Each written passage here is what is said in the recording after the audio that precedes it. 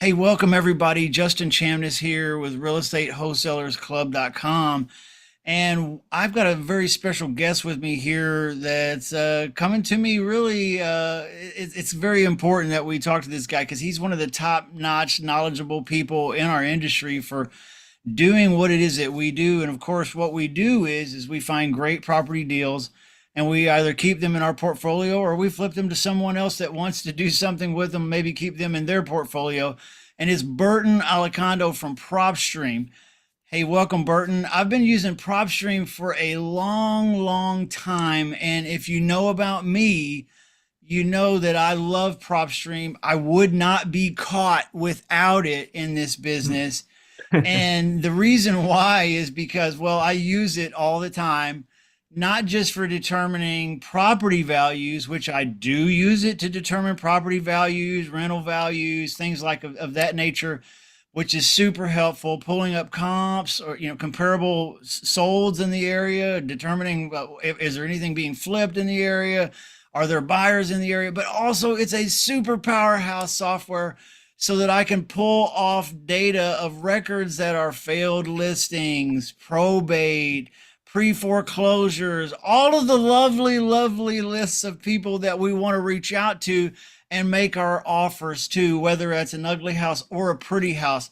So I've invited Burton to come on here because there's some pretty awesome things about PropStream that he's going to spend just a few minutes here today talking about how we determine what markets to go to and how we can see and kind of analyze, hey, before I jump into this market, like I've had a hunch I want to go to St. Louis, Missouri, for example, but is it a good market? What part of St. Louis? Because St. Louis is humongous. Let's be honest. It's just so big. There's suburbs. Like, do I go to this part? Do I go to that part? Do I avoid the whole thing all completely together? Should I just be going looking for ugly houses, or can I make my terms offers there and maybe lock up a lease purchase or an owner finance, or maybe even get some subject to deals going?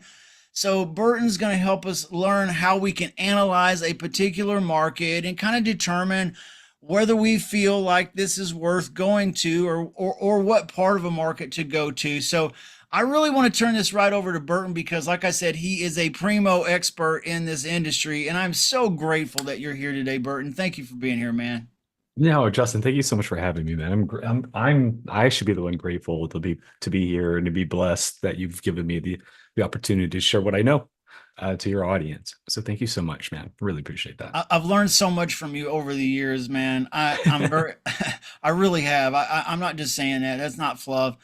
And I've interviewed you a few times, and I've gone back and watched those videos over and over and over and over again. And because sometimes you drop these little things, and it's just like it happens that fast. It's like boom, like a bolt of lightning. And then I didn't catch it the first time, but the second time, I'm like, oh, what have I been doing this whole time? And Burton already showed me. So anyway, Burton, I appreciate you being here. Thanks, man. If you want to jump right in, let's hit this market analysis stuff. Like, how do we do it? Yeah, and you actually, this is a very common question I get all the time is like, hey, how do I know what's a good market? And Yeah. that's a great question. Now, we don't really just feed you that information because we have, so many different types of users that use our data for all sorts of different reasons.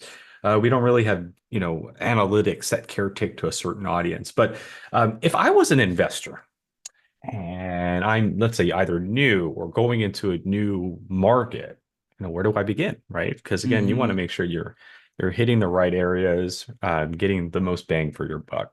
So let's start with that question. How do I find a good market, especially if I'm new to that market? Well, there are two ways I would approach this if this was me. The first way is, there's an old saying out there, follow the money. That's the first way I would start, right? Hmm. Let the buyers in the market tell you where they're spending their money. Right. So here's Start how I like would approach reverse that. engineering it, like from the money back to where we are. Right. Correct. That's so Absolutely. smart. So first thing I would do, Justin, give me a city. randomly give me a city if you want, or give me Um, a city you might be interested in being in. yeah. Well, like I said, St. Louis is a good one. Another one I'm kind of interested in is Memphis, Tennessee, because I think it's Let's had a do lot of that. changes recently. Like I've heard Memphis was super hot, and then I heard it was super not. So like I don't know. I'm Hey man, confused. it's a good market. I mean, if you have properties out there, you could always visit your properties. The great food, great music. So Oh yeah, it's a win-win no definitely. matter what. So I have been there. It so is awesome fun. so here's how I would approach it. First, you definitely want to pull up the market. Doing so, we're going to give you all the different categories combined. There's like 200,000 records. But I want you to go into our search filter because this is going to require that method of manually doing some filtering here. Once you're in our search filter, the first thing I would recommend that you do is select our cash buyers. These are all non-owner occupied cash transactions, aka someone bought it in cash, they're not living in the house. Okay, so that's what a Hmm. cash buyer represents. Now, again, we do collect commercial buildings and vacant land and all sorts of different classes of property. Like, for example, number two is vacant land. So that's going to be important. Let's say I'm a single family investor and that's all I'm going to do is just buy single family properties. Then I want to make sure I specify that. So I need cash buyers that are buying residential and single family only. Now, the more specific you are, the better. Like if you're not dealing with mansions, let's say you're only doing 2 to 4 bedrooms. Again, the more specific you are, the better the data is going to be at the end of the day. So cash buyers is the list you want to start with. And then I would really make sure we hone in on the property characteristics. Okay. The next step is to reduce the transaction date. We do collect a lot of data, which means we're going to show you transactions that occurred, last month, and transactions, actually just like number two, that occurred in 2006. So the idea is I'm not trying to do more homework. I don't want someone who bought in 2006 because I don't know if they're still going to keep buying, right? So the way I would approach this is if I'm trying to look for active buyers, then I want buyers that recently bought a property. So I'm going to go to the last sell date filter here, and I'm going to put a starting date in the first box. So I'm going to say, for example, show me all the buyers over the last year. So September 1st of 2023 till today's date. And I could just leave the second box blank because that just automatically means present. So here you have it. We have now reduced our list from 250,000 down to 2,600 cash transactions that are single family residential properties between 2 to 4 bedrooms, and they have occurred within the last year. That is step one, filtering it down. Okay. Now that we have the results, we can go ahead and close out the filter. And the next step I want you to do is there's this little tab right here next to your search results. I call this tab the spreadsheet view. And by selecting that tab, it actually opens up your results. It makes it look just like a spreadsheet. So there you have it. So once you Wow, do that's the great. spreadsheet view, you'll see it looks like an Excel sheet. And here's the cool part. Any of these column headers can now be reorganized. And so what I want you to do is this. If you're searching by county, break it up by city. Now you'll know which city most of the money is flowing into. Since we search by city, I could break it up by zip code. So that's what I'm going to do. I'm going to click on zip code, and it's going to organize it in numerical order, lowest zip code to the highest zip code. Now all you got to do is grab a pen and paper and write down the zip code that had the most cash transactions. So as you can see, 38104 had 28 cash transactions over the course of a year. And if I go to 38105, that's 8 transactions over the course of the last year. So Wow. I 38104, 28, 38105, there's only 8. Again, I'm not from this market, but if I gave you $1,000 and said, hey, go spend this on marketing in Memphis, Tennessee, which hmm zip code would you put most of your money to find Yeah, financial distress owners in? definitely that Right. one. I've been using PropStream for years, and I had no idea that it would do this exact thing. I mean, Yeah, and this is so incredible. this is to me again what's cool about data is again people use it in all sorts of different ways, and you can translate it in different ways. But again, if I'm trying to venture into a new market, let the market tell me exactly what's happening. And again, that's follow the money. There are buyers already there. There are buyers that are educated. There are buyers that have been in this market for many, many, many years. They have teams, they have research, they're telling you how they're spending their money. So don't need to go against the grain. I think that's just going to be one of those moments where we don't need to swim up the current. Let's just flow with the current, right? Let's just make sure we find the best part of that river to flow effectively. And so that's following the money. And what's cool about this, again, just grab a piece of paper, write down the zip codes with the most cash transactions. And once you do that, let's say just for the sake of this example, 38104 had 28. Clearly 38105 didn't have the much. 38106 has more than 38105 so far. Well, in that case, now I can hit clear all, and that's where I'm going to start my lead generation. I'm going to go to 38104, and as you said, Justin, reverse engineering it. Since all the buyers are here, great. Let's search in that market and now find the distressed owners, because once I get that contract, there are buyers galore here. I don't have to worry about the disposition because the disposition's already in this zip code. So just now got to go get those deals. So that to me is what I would do regardless of what new market you're venturing in. Or maybe again, you might be someone who grew up in that market. It's going to shift. What you thought was one hot zip code may now be a new zip code. And so data can show you how to do that. So to repeat, search your market, use the cash buyer transactions that we have, make sure you apply your property characteristics, make sure you look for recent transactions, and then use our spreadsheet view followed by the column header zip code. And that will indicate which zip codes are the most sought after when it comes to the cash buyers. That's great. I feel dumb now because a little bit. I feel smarter. Let's put it that way because I've been trying to look at the map, of the area with the red flags on it, and oh, okay, well, there's a lot going on here, and then and honestly, just kind of bumbling my way through trying to see what's happening in what markets and so on and so forth, and what areas of town, and but this makes it so crystal clear, and I love it. Yes. Yeah. Yeah. And here's a thing too, Justin. What can be done with the buyers can also be done with the distress records. So to me, just to double check, right? Because we always want to make sure we're not just guessing here. We could take the opposite approach, right? Instead of looking for the cash buyers, follow the money, let's follow the smoke signals, right? So in this scenario, let's do the complete opposite, right? We now know 89104 is a hot zip code, right? Or 38104 is a hot zip code in terms of cash transactions. But let's just be extra certain. Let's pick a distress list, delinquent properties, same scenario, residential, single family, 2 to 4 bedrooms. Okay. And let's just look for individuals. Why? Because you know what? I don't want a corporation who accidentally forgot to make a tax payment because they have 500 properties. I just want to see individuals, just regular people, you and me, who accidentally just, didn't make their tax payments. Okay. So we'll select that. Same scenario. When the results pull up in a few moments, I'm going to go in there and I'm going to do the same spreadsheet view.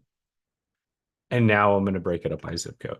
So as I could Venn diagram, guys, right? 2 circles, see which zip code in the middle is common, right? So I'm going to do this search twice. I'm going to do all cash transactions in the last year and see which zip code had the most cash transactions. Then I'm going to do all the tax delinquent properties and see which zip code has the most tax delinquent transactions.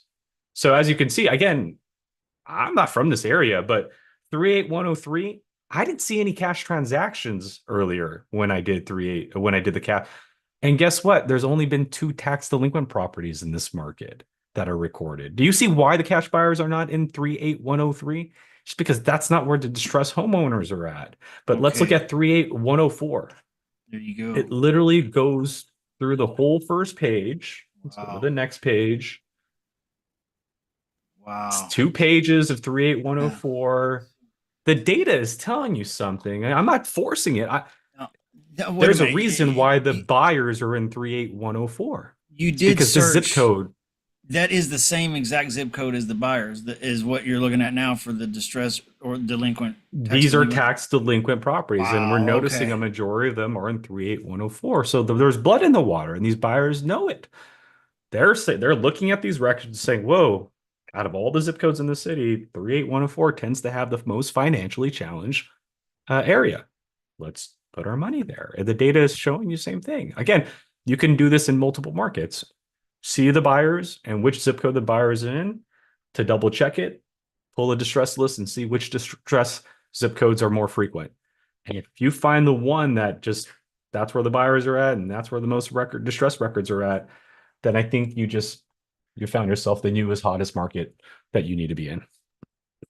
This is super smart as an investor. This is super efficient as an investor because what I've been guilty of in the past, and probably other people, if you get past the fear of analysis paralysis and you actually send out marketing, you're kind of shotgun approaching it a lot of times because you don't really know. You're hoping, you're praying, you're wishing.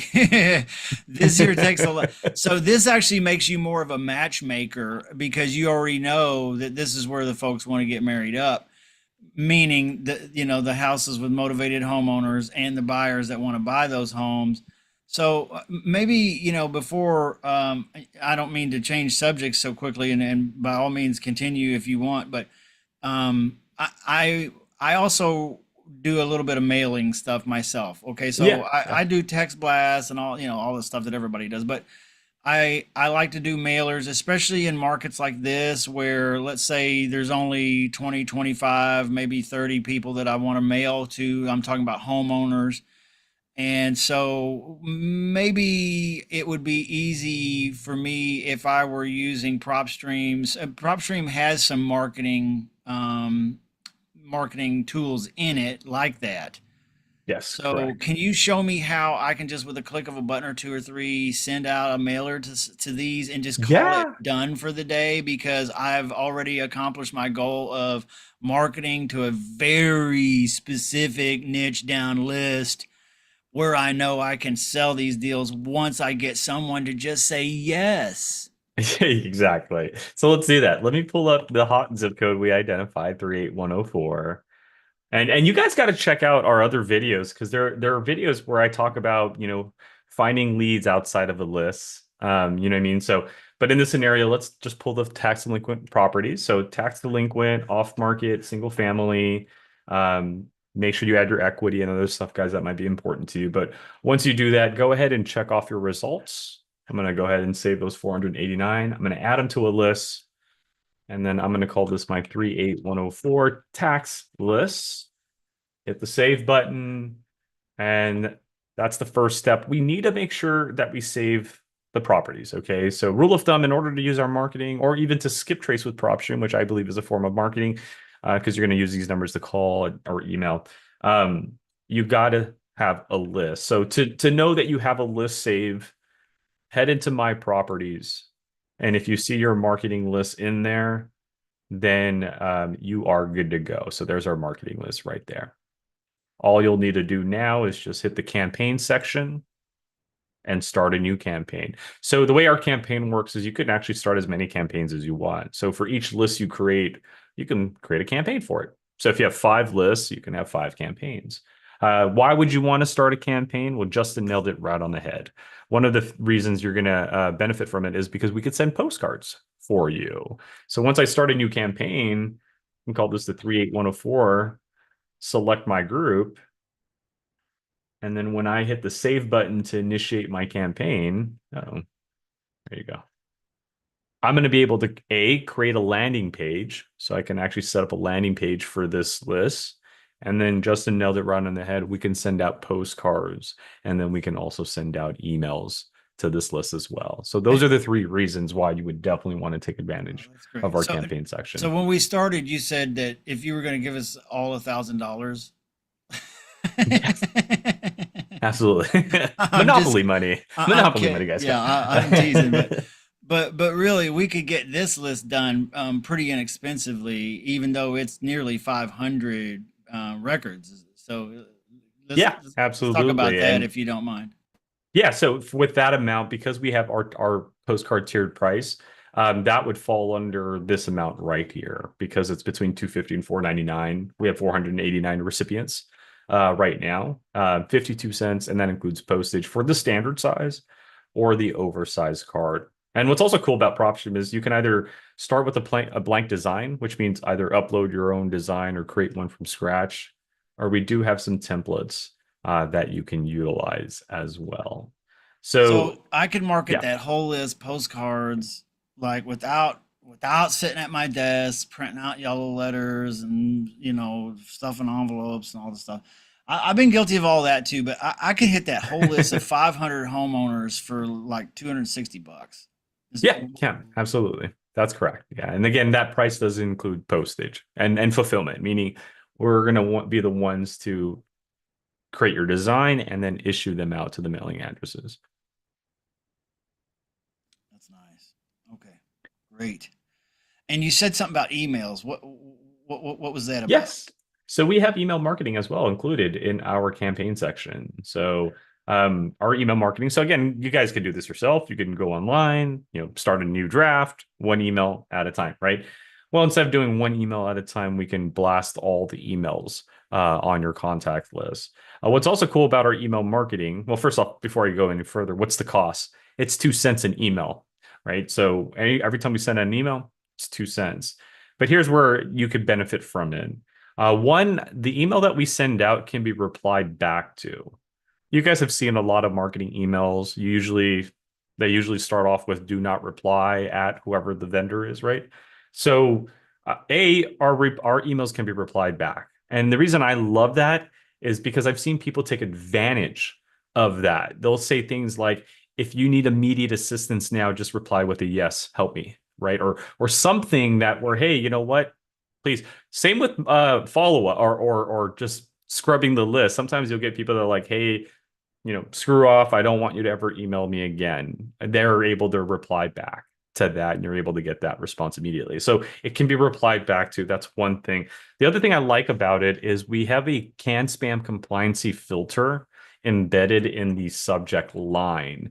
And what I mean by that is when you're typing out your subject for this email, that's going to be monitored. It's going to be scrubbed. So every time you send out an email, these email providers are going to scrub what you have on that subject line. So if you have things like "act now," that email is never going to get delivered. As you can see, there's a red indicator on Right. there. Spammy. Here's one that I thought I found out recently that surprised me. But did you know, Justin, investment is a flagged word now? I'm not surprised, Burton. Yeah, I'm not either. I Yeah. mean, it's overly used now, but I never thought it would be. But there's a lot of people probably using it in their email. I'm here to help you with your investment property, or I'm looking to, help show you the best investment possible.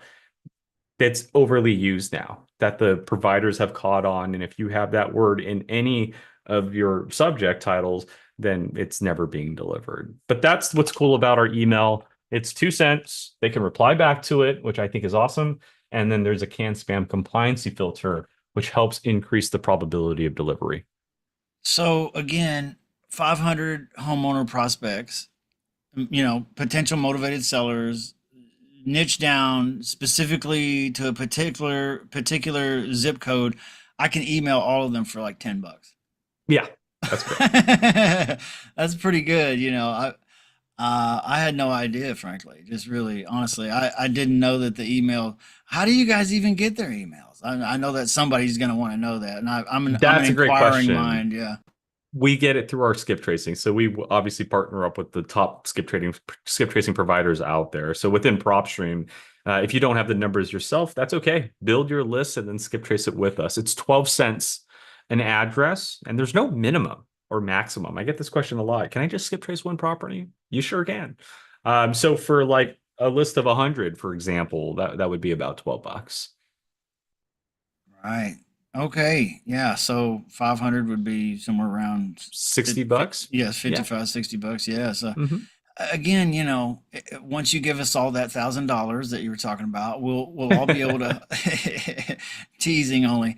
We'll all be able to hit up Memphis and that zip Yeah. code. uh, 38104, the hot zip code. well, that and Um, that was just the tax delinquency. I mean, there's lots of other filters that we could play around in and search. Like some of my favorites and some of other people's favorites might not be tax delinquency. It might be probate, or it might be pre-foreclosures, or maybe even the divorce list or bankruptcy list. I mean, you guys have really added some filters here too in the last couple 2 or 3 years, I believe. So it's kind of expanded, and zombie properties. I mean, they're out there eating brains, and we they're and know. and finding the owner and all of that. This is an awesome tool to help automate all that. And um I want to say thank you, Burton, because you've really cleared up a Of lot for course. me today in particular. And I don't want to keep you forever in a day here. I know we've been going for close to 30 minutes, and Yeah. people hate long form content now, but this has been power packed. So, I mean, I'm super glad that we spent this much time talking about this. And I feel like, almost like I said, I've been using PropStream for a number of years, probably at least 6 years. And I feel like it's almost like I'm excited to get back on it right now, because it's like a new tool all of a sudden. Like Oh it, man, Justin, that is yeah, just scratching the surface in description. yeah. There's a lot of moving parts happening on the back end. New filters are coming in, new data sets. We just released our demographics database, which a lot of people are like, oh, I've heard of demographics before, but get a load of this. So the demographics that we just released, a lot of people are used to demographics on a city level or zip code level, like here's what's happening in the zip code, here's what's happening in Hmm. the city. We took it up a notch because this is what we like to do. We like to make things a little bit difficult for ourselves. But our demographics is subject to the property. So every time you pull up a property now, every single property has a new demographics tab in it, and it's subject to 1 mile of that. So essentially, what we're doing, long story short, we're putting a pin on that house and then pulling the demographics within 1 mile of that house. And then that data can teach you like, hey, this area has more homeowners than renters. So if I'm an investor, I know, okay, if I acquire this asset, it's probably better I fix and flip it than try to rent it out or put it on Airbnb. Why? Because there's just not Wow. enough renters right now. I could see housing types, income brackets, household composition, like how many people are living in the houses in this area typically. Lots of information. And so we're moving Wow. fast. And I love that you said that because I don't want anybody to ever get comfortable. I want them to, but yeah, our product, as we learn, as we identify new technology, we're going to keep bringing that stuff in. So thank you for the kind Yeah. words, Justin. And I'm happy you found a Wow. sense of enjoyment again and rekindled that Yeah. passion and want to go in here and see what we have to offer. And Yeah. lots are coming. Lots are definitely coming. Well, bro, I mean, just what you were showing me right there, where you can go in the demographics tab and see the owner's percentage in that area versus within a 1 mile radius of that property versus the renters. That's humongous for my business. Like I That's didn't, great. yeah. I mean, because I'm looking to either sell to a landlord or maybe find a tenant or a tenant buyer myself. And sometimes I'm like, I don't know if how many renters are in this area, but it's a nice house, so let's throw it up there. Let's and then maybe I struggle a little bit because there's not really any renters in that area, and this totally solves that problem for me. All I gotta do is click that button, and boom, there it is, right there in It's my suitable for your face. strategy. And Yeah. to your point, and I love it too because it can be interpreted in so many different ways. Like I love how you using it for your benefit. Like, hey, is this a good asset or investment for Mm-hmm. our team? Is our strategy going to apply to it? But let's also educate the homeowner. What if the homeowner is like, oh, I'm going to fix and flip this property and that area has an 80% rental environment? Mm, That house is probably mm-hmm. going to sit on the market for a really long time, Mr. Yeah. Homeowner. And Yeah. so I think the data again can be interpreted in so many different ways and it can Wow. help educate not just you and your team on what strategy to apply, but it can also educate the homeowners that are owning these properties or even the buyers. Once you do acquire this property, what type of buyer do you need? Do you need a fix and flip buyer, or because of the 80% rental environment, are you looking for a landlord buyer? Right. Right. So that information can definitely play a long way, Wow. or can be beneficial in many different ways. That is huge, huge. And frankly, it's like I said, it's like a toy. Like when you're a little kid, you got a toy and you play with it. You play with it for a Yes. long time, and then you kind of lose it in the bottom of the toy box. And Burton just pulled it back out of the bottom of the toy box. Was like, hey, look, oh, it's so cool again. That is so fun. uh, It reminds me uh, of like Transformers in like the 90s when I was growing up, where like exactly. you would Yeah. buy one, it's awesome. It would then burn out. And then a few seasons later, the Yeah. manufacturer would be like, but here's an add-on to that product, Right. And yeah, Yeah. it's like it makes you want to bring that toy Uh, back up and add that little new feature. So it hopefully comes we're able back to to do that for you life. guys. Yeah. Exactly. Hey man, I put on my t-shirt for you today. Hey, I It's saw. great. Hey, I Thank you, appreciate you. Justin. Hey Burton, man, you're great. Anything that we can ever do for you or PropStream here at Real Estate Wholesalers Club, do not hesitate to just let me know because I will do anything for you guys. You guys are Man, you're some of my so favorite people. awesome. This is it. I mean, I think just doing what you're doing and educating others on how to help homeowners that need your help, that's the least that we can ask for. And we're always going to be here to support you in that mission. So as long as you keep doing that, man, you can always rely on us to be here to help out. Well, you guys have always been here, and anytime I've ever needed anything, and your support staff is superb. Thank And you, man. you guys have been around a long time. Like I trust you. I don't honestly, I don't trust some of these other deals. Like I don't know where they're getting their data or whatever, but I know that I trust PropStream. I've been using it. I would not switch for nothing for nobody for any amount of money or whatever. It's my I choice. So appreciate that. That means a lot to yeah. us. And yeah, at the end of the day, that's really what we're trying to do. Just give you guys the best quality data out there. And we know the responsibility that we have, which is, we got to get you this good data so you can get to these homeowners much Uh, faster and solve their problems faster. So thank you for recognizing Yeah, that. well, thank you too, Burton. I'm gonna let you go ahead and enjoy the rest of your weekend, man. Hey, enjoy it. I hope you do something fun. Next week you're gonna be Thank out you, of brother. town, and I wish you a great time over there and your convention or your meeting that you're having next week. And don't party too hard, okay? I can't promise that. All right, take care, Justin. All Thank right.